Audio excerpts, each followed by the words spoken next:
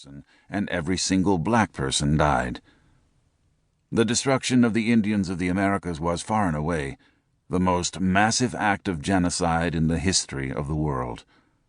That is why, as one historian aptly has said, far from the heroic and romantic heraldry that customarily is used to symbolize the European settlement of the Americas, the emblem most congruent with reality would be a pyramid of skulls. Scholarly estimates of the size of the post-Columbian Holocaust have climbed sharply in recent decades. Too often, however, academic discussions of this ghastly event have reduced the devastated indigenous peoples and their cultures to statistical calculations in recondite demographic analyses. It is easy for this to happen. From the very beginning, merely taking the account of so mammoth a cataclysm seemed an impossible task. Wrote one Spanish adventurer, who arrived in the New World only 2 decades after Columbus's first landing, and who himself openly reveled in the torrent of native blood, "There was neither paper nor time enough to tell all that the conquistadors did to ruin the Indians and rob them and destroy the land." As a result, the very effort to describe the disaster's overwhelming magnitude has tended to obliterate the historical sense of this truly horrific human element.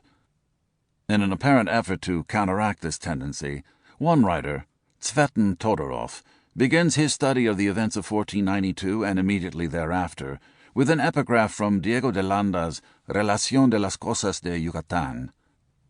"The captain, Alonso López de Avila, brother-in-law of the Adelantado Montejo, captured during the war in Bacalan a young Indian woman of lovely and gracious appearance.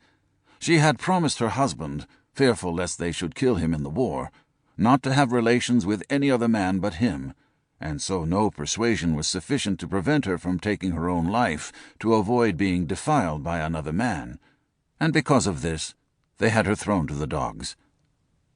Todorov then dedicates this book to the memory of a Mayan woman devoured by dogs.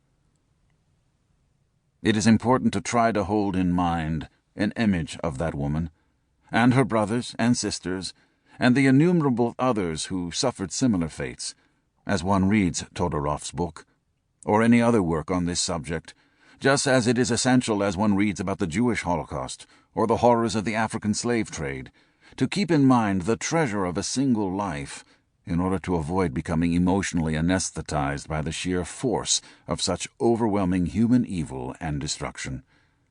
There is, for example, the case of a small Indian boy whose name no one knows today, and whose unmarked skeletal remains are hopelessly intermingled with those of hundreds of anonymous others in a mass grave on the American plains. But a boy who once played on the banks of a quiet creek in eastern Colorado until the morning in 1864, when the American soldiers came. Then, as one of the cavalrymen later told it, while his compatriots were slaughtering and mutilating the bodies of all the women and all the children they could catch, he spotted the boy trying to flee.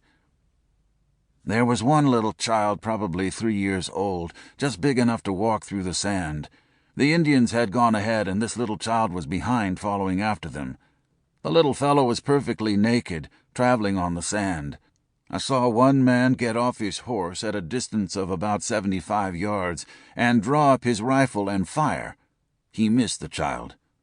Another man came up and said, 'Let me try the son of a bitch. I can hit him.' He got down off his horse, kneeled down, and fired at the little child, but he missed him. A third man came up and made a similar remark, and fired, and the little fellow dropped." We must do what we can to recapture and to try to understand, in human terms, what it was that was crushed, what it was that was butchered. It is not enough merely to acknowledge that much was lost. So close to total was the human incineration and carnage in the post-Columbian Americas, however, that of the tens of millions who were killed, few individual lives left sufficient traces for subsequent biographical representation. The first 2 chapters to follow are thus necessarily limited in their concerns to the social and cultural worlds that existed in North and South America before Columbus's fateful voyage in 1492. We shall have to rely on our imaginations to fill in the faces and the lives.